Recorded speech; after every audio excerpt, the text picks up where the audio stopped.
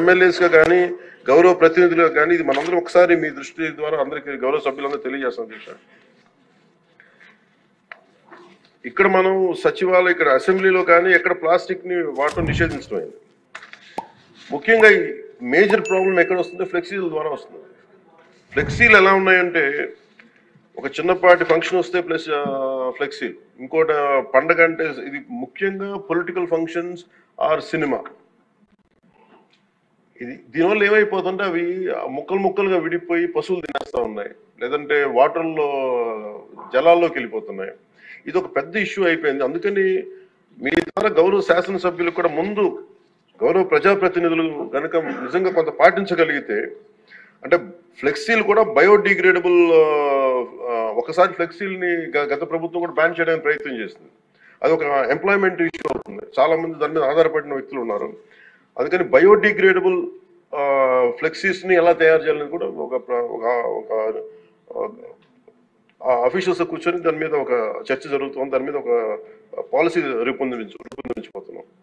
అలాగే local bodies లో గ్రామ పంచాయతీల్లో ఇప్పుడు ఉదాహరణకి గ్రామాలు క్లీన్ గా ఉంటే నిర్మల్ గ్రామ పురస్కారం ఎలా ఉంటుందో అలాగే ఈ ప్లాస్టిక్ రహిత గ్రామాలకి ప్రత్యేక ఇన్సెంటివ్ ఎలా చేయాలని కూడా ఆలోచిస్తున్నాం అధ్యక్ష.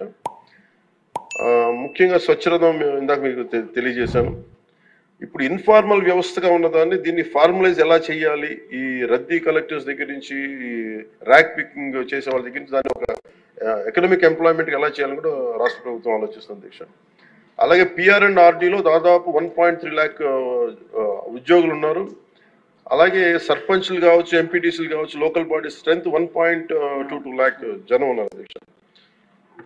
సో వీళ్ళందరినీ కలుపుకొని we want to create one motivation program, ఒక అవగాహన సదస్సులు ముందు ప్రజాప్రతినిధులు అందరికి ఇచ్చి దాన్ని అది ప్రజల్లోకి తీసుకెళ్లాలని చాలా చిత్తశుద్ధితో ఉన్నాం, త్రికరణ శుద్ధిగా ఉన్నాం. అలాగే 13,326 పంచాయతీల్లో దాదాపు ఇప్పటికి 10,800 డంపింగ్ యార్డ్స్ ఉన్నాయి. వీటికి యూటిలైజేషన్ స్టాండర్డ్ ఆపరేటింగ్ ప్రొసీజర్ కూడా తీసుకెళ్తున్నాం అధ్యక్ష దీనికి. అందుకని ఇది ప్రజల్ని భాగస్వామ్యం చేసేలాగా, అంటే వీఆర్ వెరీ క్లియర్, చాలా స్పష్టంగా ఉన్నాం. ప్రత్యేకించి ఇది ఈ పర్యావరణ శాఖ కింద ఉంది కాబట్టి నేను దీన్ని బాధ్యత వహిస్తున్నాను కాబట్టి